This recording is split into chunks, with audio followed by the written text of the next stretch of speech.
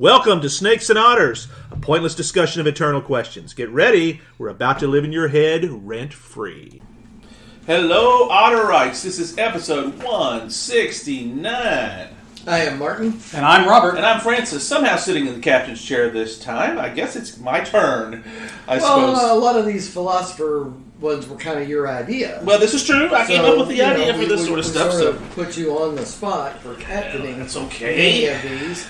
Because, heck, this is great stuff. I mean, it really is. I mean, this whole business of, I believe it's going to be 8 episodes total, listeners, where we're going to talk about the greats of modern philosophy. We're going to get everybody? No, but then again, we've already done Nietzsche, which is a big one. We did Voltaire, not a philosopher, but in the arena. Yeah, I mean, in the arena, certainly. So, and we decided, well, if those were so cool, we love doing them, let's do more of those. So we kind of started out with not quite the beginning. We didn't do Descartes. We made one day, but we kind of skipped over and went. I mean, we didn't go Aristotle, Plato, Socrates. Well, there's a definite demarcation with Descartes as that's the beginning of modern philosophy. Yeah, and we kind of skipped over him. I guess he perhaps does not exist because doesn't know. He's no longer thinks. No longer thinks. Therefore, he no longer is. But well, that biologically, that's fairly true. That's fairly true. That's right. But comas notwithstanding. Yes, we're so we did Hobbes last time, which I thought we did a really great job with. We're going to kind of succeed. Hobbes was fun. It's a little harsh on him, but Well, that's expected. And Hobbes comes back again this time here because, in many respects, the man we're talking about here is the antithesis to Hobbes, and in fact, he is responding directly to Hobbes in much of his works. Yeah. That's John Locke. Yes. So we're taking this in chronological order only because each one builds upon what was said before them. Yeah. You have to know the earlier ones to understand where the later ones come in. And Locke is the ultimate example of that. Yeah. And I think part of what makes taking on these philosophers and their thinking important is where the philosophers go, hopefully, in some degree or another, society follows. For the good ones, yes. Yeah, it's for the good ones. That's correct. Well, even some. Well, even sometimes the bad ones, society still follows. Well, yes. You said hopefully they follow, and it's like, well, yes, hopefully they follow the good ones. Yeah, because Nietzsche still has tremendous influence even today. Yeah. And there are some people that said he was a raving lunatic. Well, we are talking philosophers. Yes, that's true. Yeah, I mean, that would seem like a very dry subject and something people avoid, but to understand why something happens in history, you have to understand motivations. Motivations often relate to philosophy, and philosophy then becomes, well, where did that influence come from? Right. That's right. You talk about a Voltaire, or you talk about the founders, where we love to talk about the founders. Well, as great as they are, they didn't make up these ideas out of whole cloth. They're influenced by, in particular, Locke. Absolutely. Yes, Voltaire and the founders were directly influenced by Locke. In fact, Jefferson was an enormous aficionado. We would call him a fanboy today, using today's language, of Locke and his theories. And so much of who we are as a country is absolutely Locke. Yeah, philosophy, sometimes we sound very elitist when we talk about these kind of things, like the quote we were talking about last time in Code of Honor from Locke about when you read it, you gain knowledge, but when you think on it, you make it your own. Yeah. In many ways, that's a very elitist attitude because not everybody has the time to do that. Especially at the time that Locke would have written that, the vast majority of people would not have, because they were busy laboring sun up to sundown. Yeah. Oh yeah. To make to give somebody like Locke the food that he ate, and and he recognized that. Yeah, but I'm just saying, he understood that dynamic. Yeah, and very, very keen. But even in today's society, not everybody has the time, really, even the inclination. But it really, and we talk about it in ways that you're not almost like. We sometimes, I think, talk about as if you're not fully human if you don't do these things, because you're not living at your full potential. As a human being. Now, your particular potential might not be that because that's just not what you're interested in. But yeah, it really, I think, is essential to understanding the world. I said, however many episodes ago, a long time ago, that philosophy is trying to understand the world, understand the meaning of life through natural means. Yeah. Theology is trying to understand the meaning of life through means of faith. Mm-hmm. So, to me, they're two sides of the same coin. You Right. cannot do one without the other. Because many philosophers, and you might even be able to say most, are either a particular theology expressed in secular terms, or a particular philosophy might be a worldview that is a direct reaction against a particular faith or theology. So it's almost impossible to divorce one from the other in one way or another, because a lot of modern philosophy is in direct reaction to religious philosophy. Very much so. Yeah, it's really interesting. Locke is, he's born, in 1632. This is the time that, the beginnings of England coming to America. They've only been coming there, Maryland was founded in 1632, for goodness sakes. So those 1600s, which in many respects you're talking about Louis XIV, you're talking about all the wars of religion that are going on the continent. This is post-Hobbes.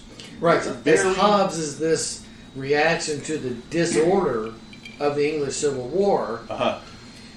Locke, on the other hand, is very much a parliamentarian responding to this notion of what is sovereignty? Is sovereignty derived from the divine right of the king, or is sovereignty derived from this community of the people? And different from where Hobbes is, Locke is very much, the nation has sovereignty because the people granted that. And that is fun. It seems obvious to the American mind of 2022 that, well, of course that's the way it's been. We've always believed that. Well, no. Hobbes is the great example of these were competing philosophies at the time.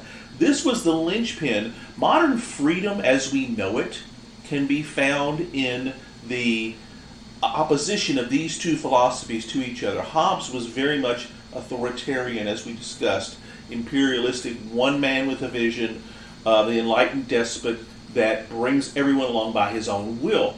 Locke is the absolute opposite of that. He's saying it is absolutely not the case.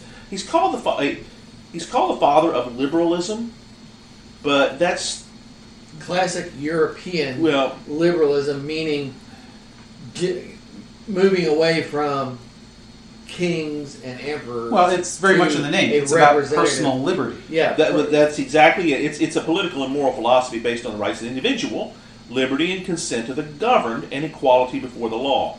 All of those things which we take as for granted very much is something Hobbes would have been opposed to, because he says those get in the way of an ordered society. Yeah. And one of the really cool things about Hobbes, too, Locke, is he's feeding these ideas through multiple disciplines. Yes, he is. Science, medicine. Because he is a physician, that's correct. And governmental theory. He's very much this really cool polymath.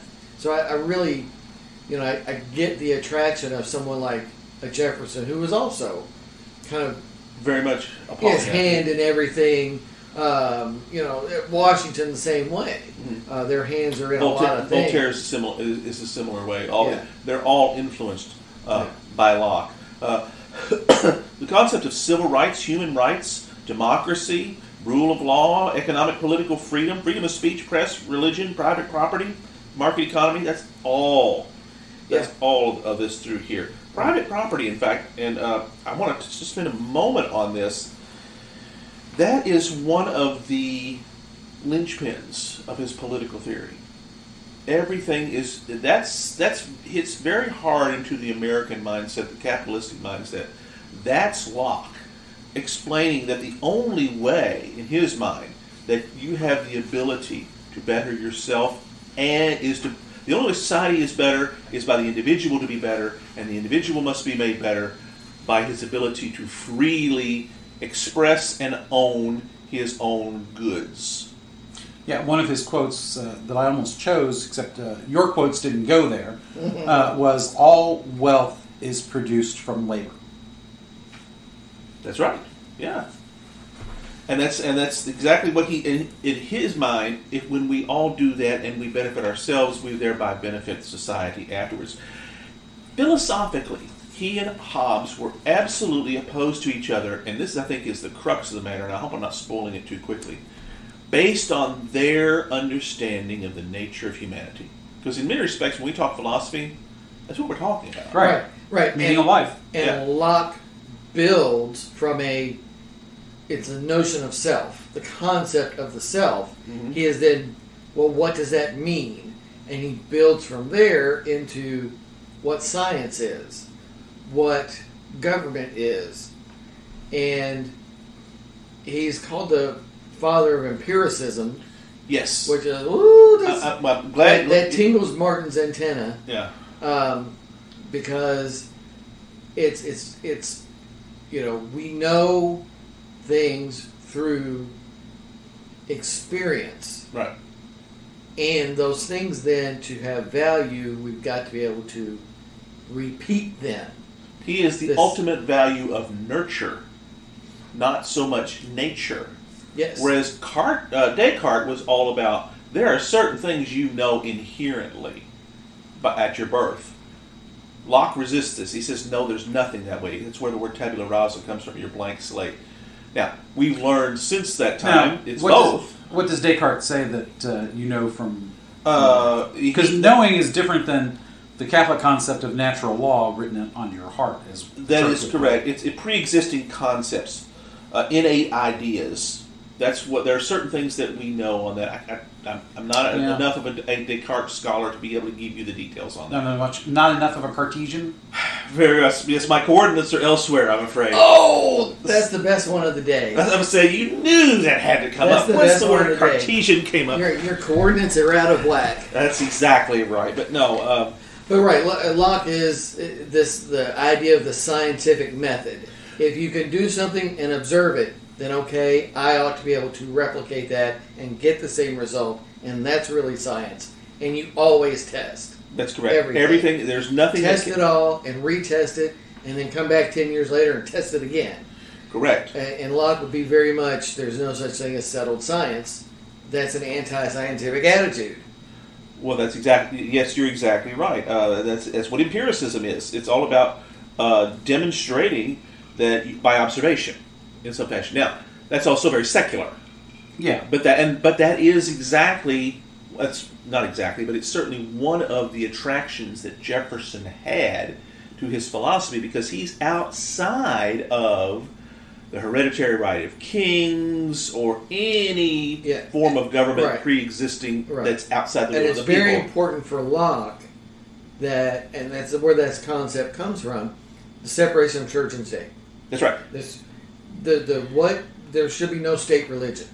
Well, that's right. That's a huge breakthrough concept for the 1600s Britain. Well, that's right, because they've since not just 1600s Britain, period. Yeah. Oh, anybody. Anybody. Everybody and everywhere. There are still places in Europe today that have an official state religion. Well, Louis XIV, who reigned during most of his time, was called, as the other kings of France, His Most Catholic Majesty. Right. That was part of the deal, and until Henry VIII, it was that way in England. Of course, by the time of Locke, it is still the same, except it's the Protestant Church of England. Yeah, and it's one of his things is this idea of a toleration. Hey, if you're not going to be tolerant, that means you're trying to conclusively say someone else is wrong, and you can't really know that. There's no way to know that in areas of faith. You have to let people have their faith. Therefore, let's tolerate and let's get rid of this part in a public discourse. The argument of arguing from the point of authority to him would be a non sequitur. Right. It makes no sense. It makes no difference. It's totally irrelevant. Which you would think would have branded him seditious at this time. It did not. He was well respected as a general rule as a philosopher. Well, he did have to flee England because they thought he was involved in the Rye plot. So, yes. Apparently there's not a whole lot of proof for that. So, but back then, just about everybody who was a thinker was driven out of England at one point or another. Yeah, the Rye House plot sent him to the continent, but he was eventually able to come back. Right. As a matter of fact, he came back with Mary II after the Glorious Revolution. Glorious for those who won, anyways. Well, that's correct. Yeah, William of Orange basically cemented the Protestants on the throne forever, and got those nasty little Catholics out of here. Dirty papists. That's right. Send them over. Send them back to Scotland. That's right. Yeah. Being a Catholic, that's right out. I will say this, that I don't think this is true, but when we were doing our show prep, Robert seems to think that the pictures we have of Locke, and we're mostly working off of Wikipedia, you guys know this, looks like the man could use an enema, he says. It just looks very constipated, very unhappy to me. I mean, perhaps that was just the way things were in those days. I mean, indoor plumbing wasn't quite a thing, so I can understand that, these sort of things might be that way. Well, he probably wasn't too thrilled about sitting for a portrait. He had shit to do, Well, he's a philosopher. That's all in his head. He can sit there and think. He can philosophize all day long. But he's got to write it out for anybody to know it. Which is very true. That's what he did. I mean, his two treatises, which is the name of probably his most famous book, and he wrote many of them, were amazing with what he lays out there. We cannot possibly cover all the things. We've mentioned them, but we cannot possibly get into the weeds too much with regards to that. But I will say this, and I'm trying to circle myself back here. The difference between him and Hobbes, I think, is telling. It is critical, and it stems because they both want the same thing. They want an ordered society, a productive society. Yes, that's a very key part. They're both aiming for, what will get us to an orderly, coherent society. Yeah, a successful one that grows and gets better. That's both of them have the same goal. Both of them have opposite prescriptions for that. Hobbes says, as we've discussed, it's the authoritative, enlightened ruler, the despot who rules by fiat. Because he's coming up in this milieu of the restoration of the Stuart line and this disorder of the Commonwealth era. That's and right. All that. And he knows that we've just come out of all this crap. If we had one strong man, if Charles I had been that strong man, it's kind of what he's projecting back, we wouldn't be in the state that we've been in. Therefore... But on the other hand, Cromwell was the very man he describes. I know, there's an irony there. Big time. That's right. Now, granted, after Cromwell died is when it really went to crap. Yeah. Exactly. And he also understood, Cromwell was essentially a tyrant. And right. It was... But that's not necessarily a bad thing, because remember, even in Rome, a dictator was not a bad title. Correct. That's right. So... Anyway, Locke sees things differently, though. Locke sees things as the regular people have to decide and respect each other. Right. And what underlies each of this is, for Hobbes, human life is brief, brutish, and short. Unless we are essentially evil creatures. Yeah, so this despot has must to be rein us controlled. in and direct us towards something good. And I go back to the line of Jack Aubrey in the movie Master and Commander. Men must be governed. Always not well, I'll grant you, but they still must be governed. That's a very Hobbesian philosophy, saying that the sheep are really are themselves wolves that will destroy themselves and everyone unless they are controlled. That's Hobbes. Locke is the exact opposite. He believes that human nature is social. We are built and we are, even though this kind of goes against his thing of empiricism, mind you, we are oriented towards getting along and forming social contracts. That's his word. So therefore, the existence of government is only necessary for those odd occurrences that step outside that natural state of humanity. One is a very positive outlook with regard to the nature of man, and the other is negative. There's the essential difference right there. Because Locke believes that humanity is essentially good, that just needs a good guide to help keep things on the track, whereas Hobbes believed man is essentially evil and must be controlled in order to keep things on the good track. And that's what I want to put before you guys. But you know what? Other than because Locke did recognize that mankind could be selfish. Correct. So, other than the starting point, I can make the argument that you essentially said the same thing for both men. There's the irony for you, yes. Yes, because that guide for Locke, you could say from Hobbes' point of view, he says the same thing. It just happens to be his key. That's right. But in Locke's case, though, it flows from the people based on their social contract and social ability. No, I get that. I'm just saying that the language used is essentially the same language. It's just it can be interpreted either way from both sides. Yeah, I mean, Locke is coming from a perspective of humans can be reasonable and understand that they need to grant a government certain powers and do so through this contract with each other. That's exactly it. And the key being, okay, as long as everybody lives under the contract, then everything's going to work, and we need to be tolerant then of, as long as you live under the contract, tolerant of other viewpoints. Exactly. And that's why that way government should be minimal and limited in his mind. My favorite two words. Yes, I knew that. Limited government. That's right. That's where it comes from. You have two other favorite words, but we won't go into those. That is... Well, they're kind of a match set. It's bookends. Limited government and, those other two. Those other two. Yeah. It's not that you can't have one without the other, but together. Together they're very powerful. Yes.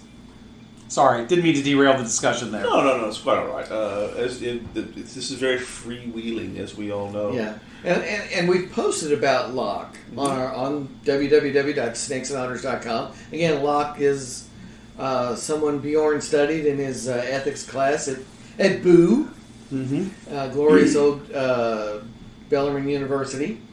I was just telling the fellas here that apparently it's a thing now for colleges to have a bass fishing team. And I saw the Bellarmine bass boat in my neighborhood the other day.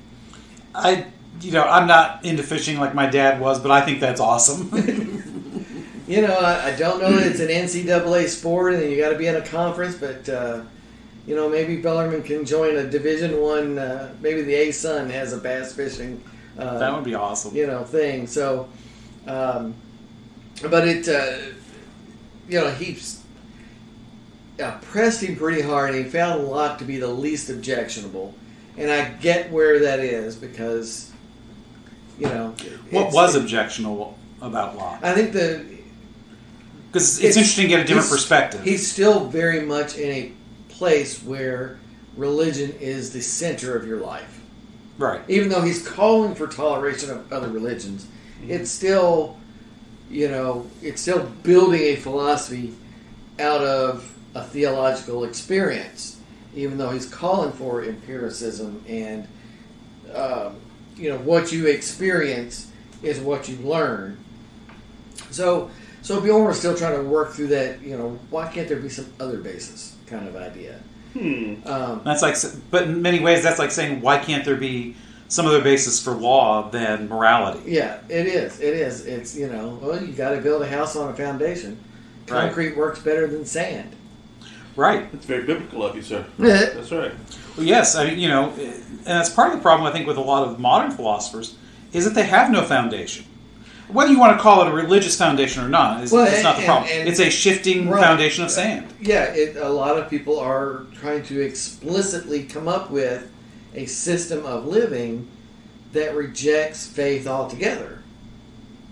Well, okay. Rejects truth altogether as an objective reality. Yeah. You can't come up with a system of anything if you reject truth as a concrete thing. Yeah, because ultimately subjectivity results in chaos. Yes. Because whose subjectivity do you choose? That's what they don't recognize. That's correct. And that's what he's doing. He's recognizing it is subjective. Because he even says that earthly judges, the state in particular, and human beings generally, cannot dependably evaluate truth claims of competing religious standpoints. He's acknowledging that mankind cannot be the arbitrator of ultimate truth because we don't have the capacity. That's why it's called faith. That's right. That's exactly and that's a pretty advanced recognition for his day, for any day. It is. It's really it's a startling thing to go. You can still have faith, but stop evaluating other people's faith. Yeah. Which was, we talk about the concept of the Enlightenment, which of course he is certainly one of them. That might be, for all the grief we give that term and the abuses we've often said that come from it, that might be the greatest jewel that and he's not saying that that you can't judge other people's religions. It's that he's talking about more in the context of the state. Yes. So, yes, people can decide, your religion is screwed up. But for the state to say that is problematic because, as he recognized, that even if we could figure out those competing truth claims, obviously everybody thinks they have, but if we tried to implement that, then you're not going to get the desired effect. You're just going to get chaos of the worst kind because you cannot impose that kind of belief. You can't coerce order when you can't coerce faith. Yeah, you can't coerce someone to be into the faith. You're just making society more disordered than what you expected. Right.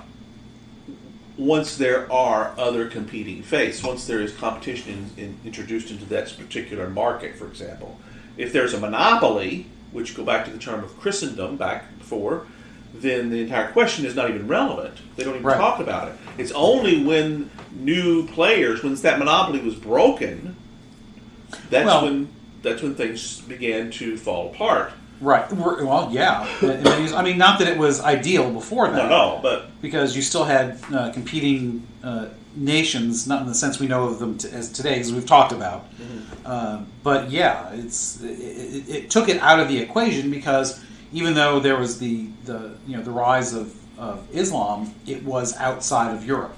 Correct. Spain notwithstanding. So, but anyways, it is interesting to see how a lot of these Enlightenment philosophers espouse a really good ideal, but don't necessarily always live up to it. Yeah. He was generally against slavery, but made some money off of it too. That's correct. Yes. So, you're talking about 1700, essentially the 1600s. Right. Slave trade was still going on in England. Very much so. Yes. As well as here in the United States. So it's not like there wasn't money to be made, however abhorrent we might find that to be. And he even helped write the Carolinian Constitution that enshrined basically absolute rule and control of chattel slavery, meaning the African Americans who were brought over to this land, and that was probably the worst of all of the codified slavery laws. It was the most extreme in that sense, and he helped write that. Which is just fascinating. I'm not saying he necessarily wrote that particular piece, but he was involved in that constitution writing process. So it's just interesting to see how difficult it is. And it's hard to know how deep he was into it. Right. I mean, there's some thought that maybe he just did a little editing for him and... Right, and he was still involved in the process, which being involved in the process at all today is enough to condemn you to hell. That's a condemnable crime. But my point, though, is not so much that I'm not saying he's a hypocrite. What I'm trying to point out is that it just goes to show you that while we espouse these lofty ideals, it's damn difficult to live them sometimes in the context of the culture you're trying to change. Yeah, I mean, the reality of the world you're in, it was difficult even up through the founders. Right. I'd like to free all these slaves, but if I do, we're broke. Right, which is not a great argument, but it was a compelling one to them. I mean, I can starve, or I can free these people. So it's very difficult to and then get what to those happens ideals. to them? Yes, he would see, in using his language, he would see it as a breaking of the social contract. In many ways, it's a flawed social contract to be sure, but correct. If you were to free them and say, all right, fine, get off my property, you're doing harm as well.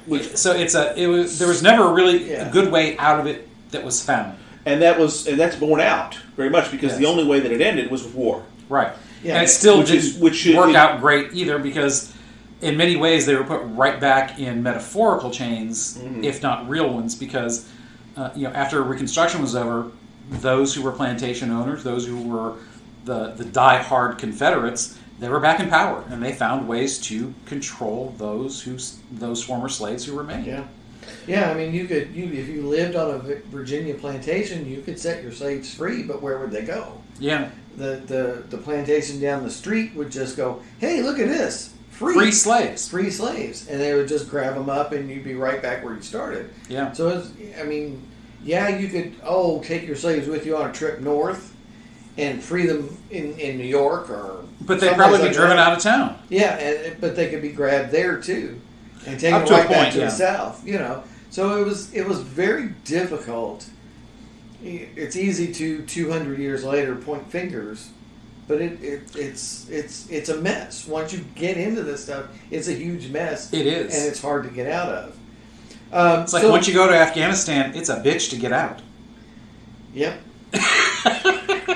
Land war in Asia, $64,000 question. That's right. Well, it kind of goes back to the whole concept in many respects of what is the ultimate societal good.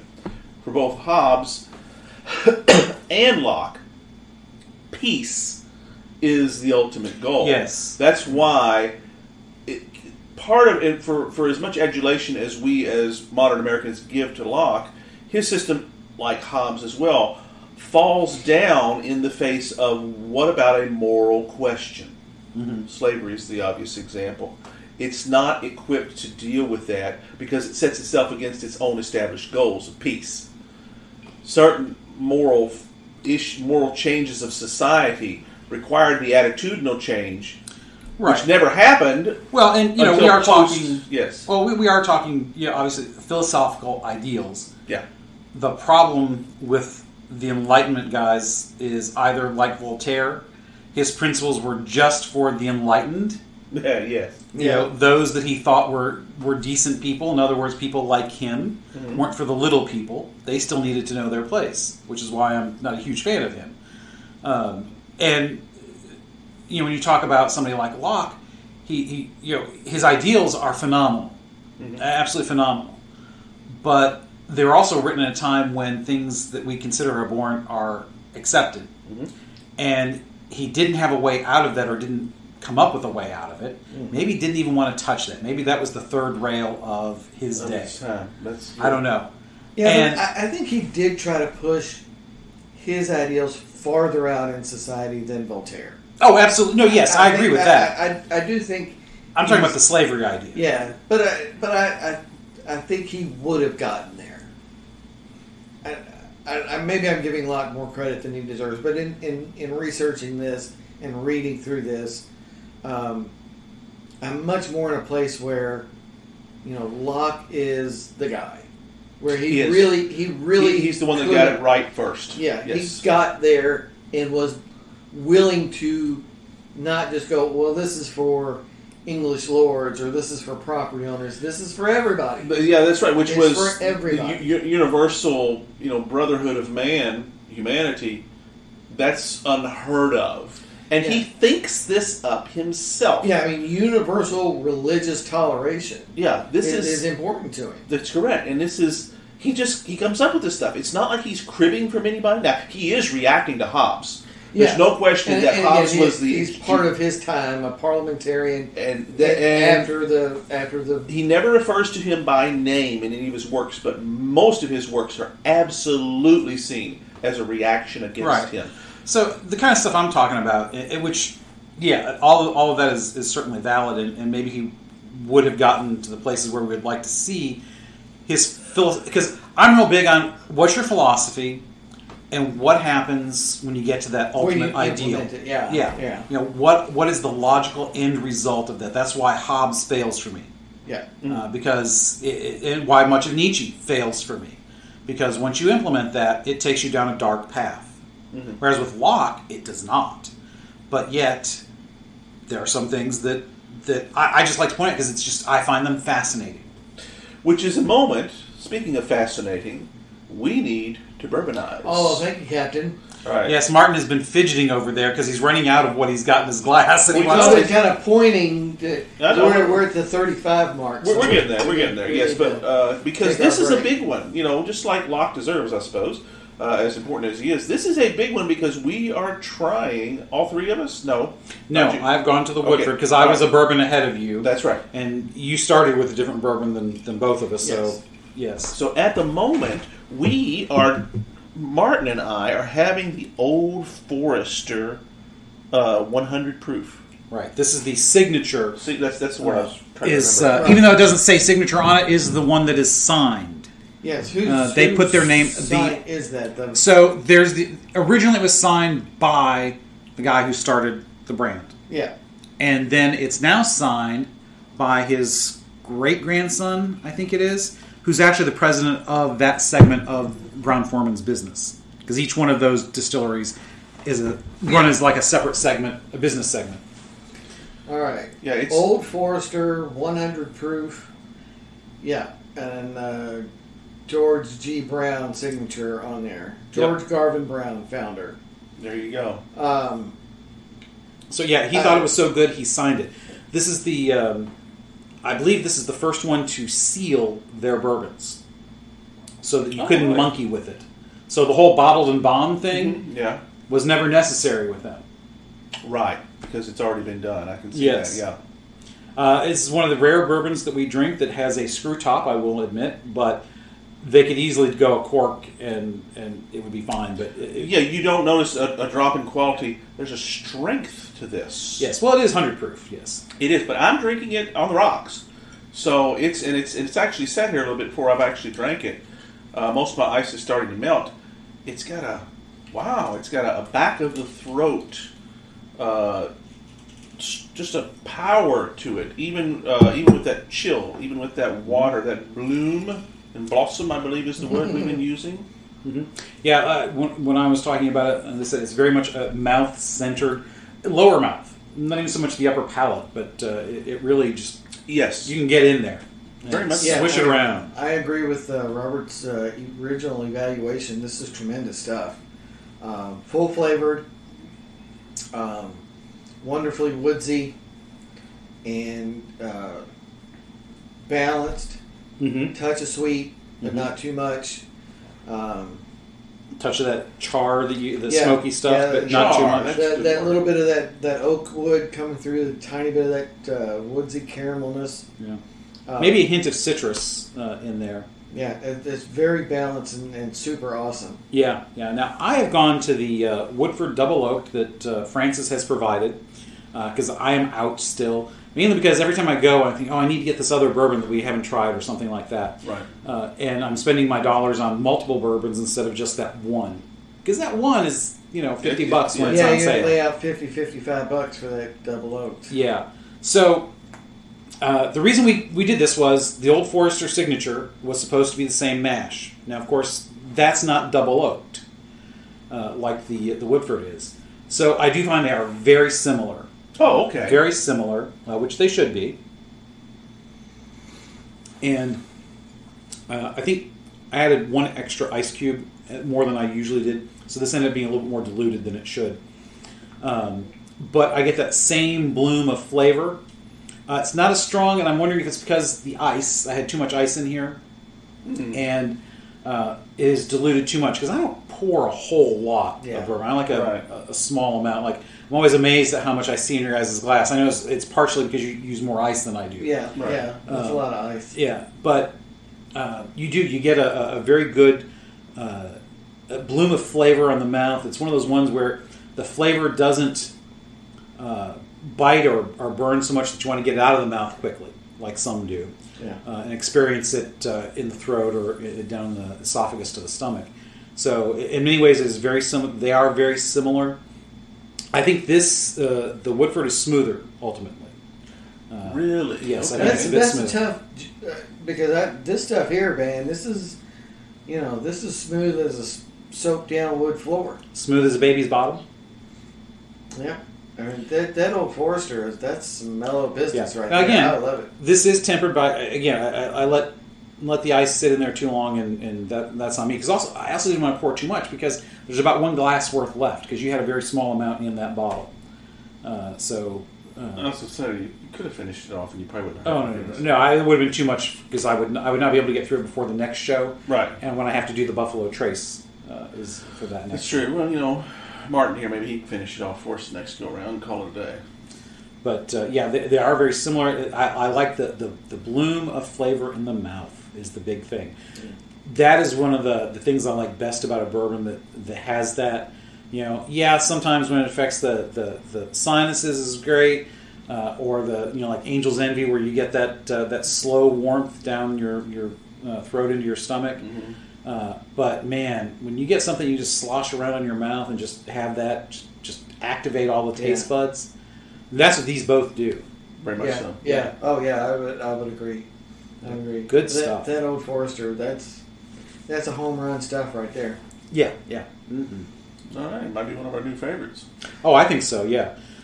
We have tried several of them now in the last 2 recording sessions, and so this is what, the third? Because we did this is third. We've done third done the 1920 and done the 1897. Now we've done the that 1920 is really hard to beat. That is. That was really was powerful. 110 proof. I mean, But it was boom. Balanced flavors with multiple things going on through the. Yeah, and to note, this is a relatively inexpensive bourbon as well. Yeah. This, I want to say, was a $28 bottle, maybe less. I can't remember. It's under 30. That's killer. That's absolutely killer for under $30. Absolutely. I mean, this to me is nearly equal in quality as the Woodford Double Oaked. I'd be hard pressed to say which is twice the price. Which is literally twice the price. Yep. So I used to say dollar for dollar, the Woodford Double Oaked was your best value. Yeah. And I've been leaning more towards the Basil Hayden lately. Right. And this one's right up there with it. Just like the Wild Turkey. Yeah. That we had was such another one that had just that great flavor. Those that are the, for lack of a better term, the harsher bourbons, like the Devil's Cut. Yeah. It's a nice change of pace, but it's less on, to me. It's less on flavor and more on effect. Mm-hmm. Whereas this is flavor. Yeah, super full flavor deal right here. Yep. All right. So as far as the hard part, of Locke, back to the philosophy of living out the ideals because of the age he lives in, it's just this is not necessarily living out or being hypocritical. Participating in the slave trade, making money off of that, you could definitely call that hypocritical. But especially with that whole thing with the quote that I did about not imposing on others' liberty, he supported child labor. Yes, very problematic. What we would consider extreme, like in the factories, dirty kids with, 10-year-olds in the coal mine, deal kind of thing. I mean, that's because in his essay on the poor law, he says that the children of laboring people are an ordinary burden to the parish, and by parish he means basically the county. Yeah, it's like in Louisiana. Parish is the general area that you're in. A burden to the parish, and are usually maintained in idleness, so that their labor is also generally lost to the public until they reach 12 or 14 years old. So I suggest, therefore, that working schools be set up in each parish in England for poor children, so they will be from infancy inured to work, basically about 3 years old, when they can walk and do things. Right. So, even outlines the economics of how those schools should work and how they would be profitable for the parish, and instill a good work ethic in the children. So I know he comes from a Baptist background, so to my mind, that's also a very Calvinistic Baptist background. Yeah, it does sound that way. It's a little deterministic, but it's not so much the deterministic, but it's just it's almost a very much a harsh Yeah. Because it's not the evil, because he's definitely not Calvinist in the depravity, total depravity of the human person. Well, he's quite the opposite. In fact, right. Yes, I mean that's Hobbes is that which must be controlled. But he's in an era though when only the wealthy can be educated. Right. So he's going, well, what else can we do then? All right, we've got to do something with poor. They can't just sit around. Let's do, he called them, working schools. We would probably have called them a trade school. At best. At best.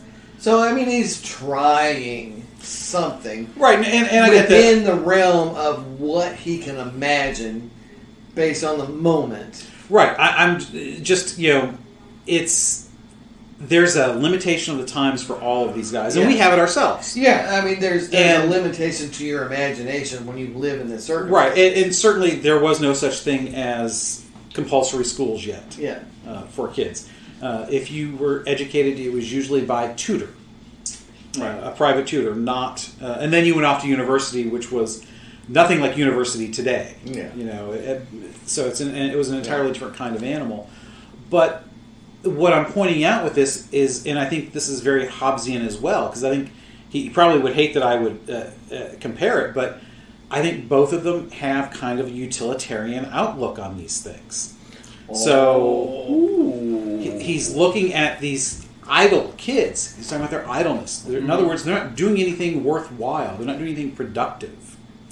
And I think this is... Again, this is me kind of playing the philosophical curmudgeon, borrowing Martin's role for a moment. But again, I like to. This is where I have fun with this stuff, is exploring some of these things and saying, "All right, are you really thinking this through?" Because if you're looking at it from that perspective, which it seems to be what he's doing, because if he's complaining about the idleness, he's kind of saying that their worth is tied to their production. Ding, ding, ding. You're exactly right. And that's problematic for his stated goals. Now, the question becomes, is it problematic because, or is he looking at it from this perspective because it's impossible for him to even conceive of anybody who's not part of the aristocracy, the elite, whatever he would call it of his day, even if it's just the mercantile class, because mercantilism is reaching its power here in England at this really more towards the end of his life than at the beginning. Yeah. But it's beginning. But it is the factor. Yeah. Mercantilism. So is it that they're a drain on society, but moms are not working outside the home. They seem to imply that. Yes. But that's the implication. Yeah. You got to feed these folks. They're taking everything and they're providing nothing. That's how. So you're right. Utilitarian is a very good way of doing it. The concept of individual worth, he's not quite where. I have to read more to see what his thinking is on. He's not a John Stuart Mill. He's not there. No. But I think from the age that we are talking about, I think that utilitarianism kind of seeps in a lot of places where they're not realizing it. That's right. Right, but it's a notion of the social contract applying to everyone. Right, even minors. Even the poor. You're part of our contract. You have a role. You've got to hold up your side of the quilt, just like all the rest of us do. Well, but what's interesting, though, is he only talks about the poor. Yeah. But the children of the rich are no less idle. As a matter of fact, I would say they are probably far more idle, because those children... They're working in the family garden. They're doing all kinds of things around the house. But they are being supported by the family. But that's the family's point. That's the family's job. Rather than the community. Well, but that's what I'm saying. What he's concerned about is, the poor being a burden on the parish.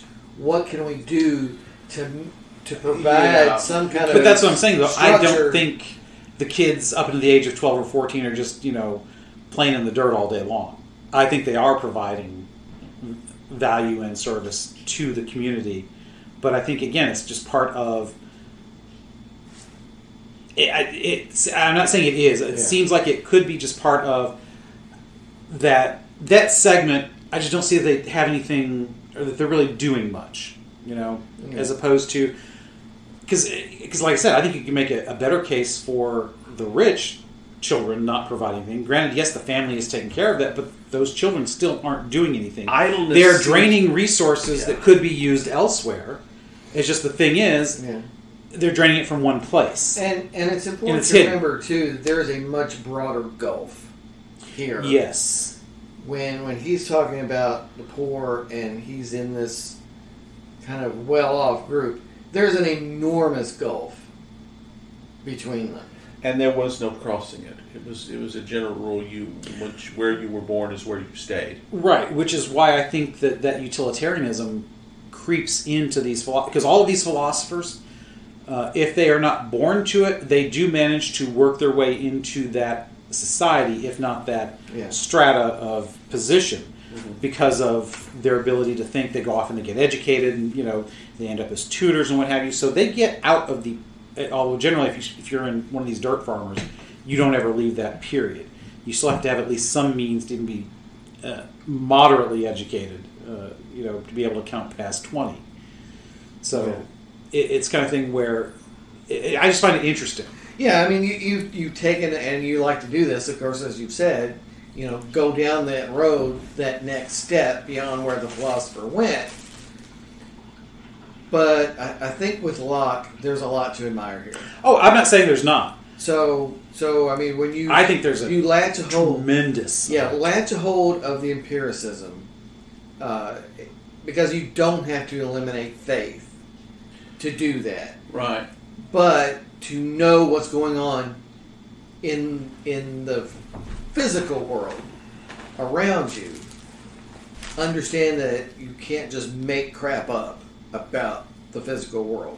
You've got to test it, observe it, test it again, then have someone else come in and test it and get the same results. Mm-hmm. And that's what real science is. And even to this day, hopefully, people understand that that's what science really is. Yes, what you can observe, what you can repeat, and someone independent of you has to be able to repeat it as well. Yes, you are exactly correct on that. Before we finish here, how are we on time? 51. Oh yeah, I got one last piece here. I do want to circle back one last time, get your all's thoughts on the understanding. Now, let me preface this first. Locke rejects the Augustinian view of man as originally sinful, so the concept of original sin is gone. He rejects the Cartesian position, which holds that man innately knows certain basic logical propositions. He says we know nothing absolutely. I thought that was that you could find him on a map. See, we're back to this again. That's to tell you the joke that keeps on giving. That's right. Those Cartesian coordinates. This goes back to an basic understanding of the nature of humanity. We talked a little bit about the fact that Hobbes sees man as inherently evil that can do good. Locke sees man as inherently good who can do evil. Where, folks, do we fall on this?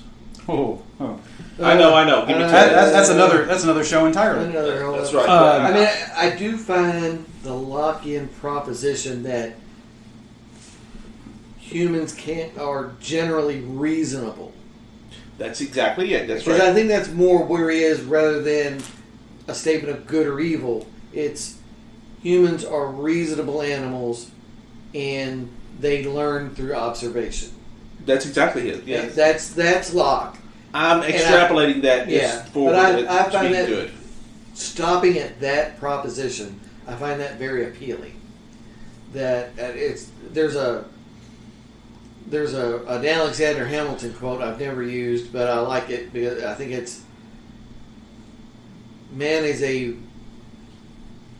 reasoning rather than reasonable animal, I think, if I'm remembering correctly. See, I like that better than reasonable. And the reason I like it is this. If I'm John Locke, or even Hobbes, or Descartes, or anybody else, Voltaire, I'm saying all these things in a particular setting. Mm-hmm. Reasonableness and reasonable, or reasoning and reasonableness, are very easy to come by when you are fat and happy. Yeah. When time to devote to it. And you have the time to devote to it. Or when there is social order. when things have gone to hell in a handbasket, reasonableness and reasoning pretty much fly out the window. Which is what Hobbes is saying. Which is what he is saying, but he's saying that's the natural state. Correct. Which, honestly, I think it is the default unnatural state. Because I do believe in original sin. Mm-hmm. The default natural state is what Locke is espousing, but without recognizing the original sin aspect of it. Yeah. Which, coming from a Baptist background, I get that. And I think maybe reasonable is the wrong word for Locke. But that's what I think that's what he says. Word. Yeah. Well, is it, or is it more Hamilton's formulation, reasoning? No, I think one of the things I was reading, I think reasonable. Yeah, that's what he said. Now you're postulating he maybe meant something slightly different than that. That's totally cool. Yeah, I mean, reason and tolerance. Yeah. Are his linchpins for the social contract. That's right. And being reasonable is what leads to tolerance. Or reasoning out things is what leads to tolerance. I mean, we've all seen those pictures. I don't know that he would say that. Racism is learned. We know that. That's right. Absolutely.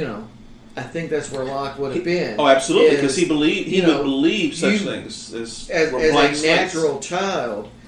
You don't know that there's all of this historical burden that you're supposed to have this expectation of this person who doesn't have the same skin color. You don't know any of that. Right, kids just play together. Yeah, it's just another kid. It's not until that vessel is filled with adult foibles and adult poison, which is probably a strong word, that then... I think it's a very apt word. Yeah, it is. It becomes off kilter. Yeah, right. But just because quite enlightened in that, children can play with other children no matter what they look like. That 2-year-old will lie his ass off because he knows he's done something wrong. Yeah. I didn't do it, Mommy. I did not see it. I did not grab the cookie out of the cookie jar. I did that. I don't know how that cookie jar fell off the counter. That child will lie like a rug because they know they've done something wrong.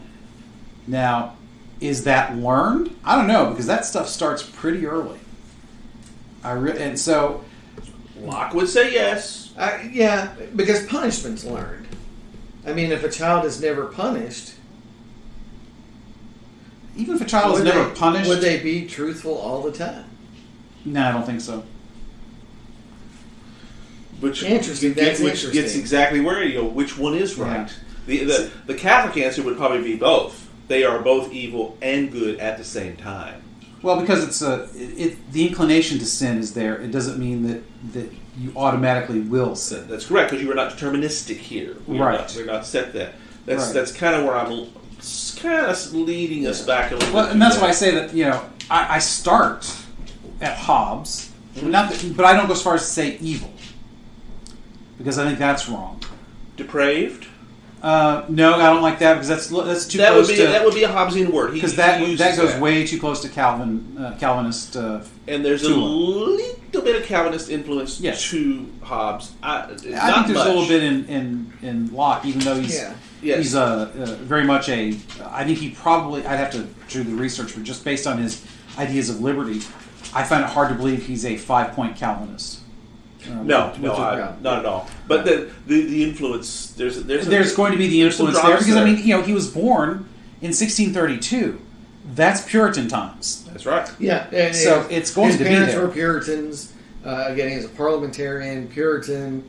Again, he spends time on the continent, so he's influenced by those continental ideas, Calvinism and Zwingli and all that stuff's all going on. Right. So I would fall somewhere in the middle where, we may start closer to Hobbes, but through our reason and God's grace, we end up closer to Locke. I like that. It's continual.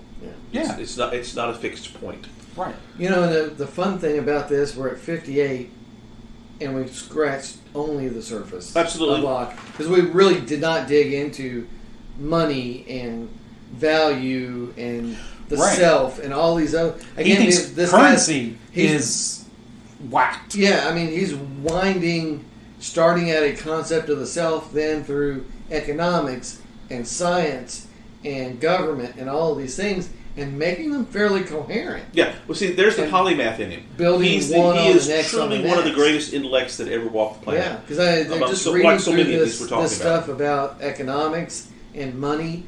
It's like, this makes sense. This is he's anticipating supply and demand theory. That's right. Long before such things ever articulated. Yeah, I mean he's there before Adam Smith. So this is awesome stuff, and this is really cool. For me. I wish we had time, but see, that is our intention for the listener who has heard the name and probably knows nothing beyond that. Hopefully, by the time you've listened to this episode, and if you've stuck with us all this long, you have learned a little bit about the man, something that you can call from your head. Like he would say, you've internalized it, you've made it your own. The only thing I'm disappointed about this episode is there's no line in the Monty Python song about philosophers where he factors in. I know, which seems an egregious oversight. Yeah, so that's, I don't have a name for this episode. All our other names of the episodes are going to be tied to that Bruce Well, how about this? song. All is not lost. All is not lost. Yeah. Or Locke is not lost. Because because of the show, yes. Yeah. Okay. Locke is not lost. I like that. I'll have to try to see and remember that. Try to remember how to do that. Get that posted. So that's an hour, brother. All right, sounds good, wonderful. So I guess we're. Seems like we totally failed in covering that decently, because there is so much. There is so much. I knew when we first started it was going to be incredible. So much. I think we did a fine job, though. And next time we shift gears, completely new subject, as John Cleese would say. We're going to go back to pop culture, and Martin, you're leading this, aren't you? Yes. Somehow it slid into you. We're going back to Walk and Whoa, baby.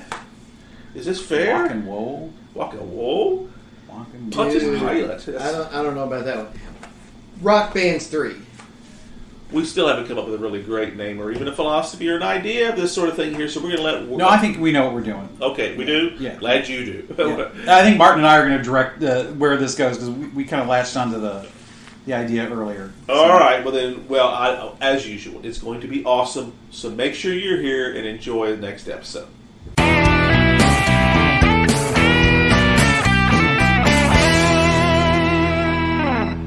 Hope you enjoyed another pointless discussion of eternal questions.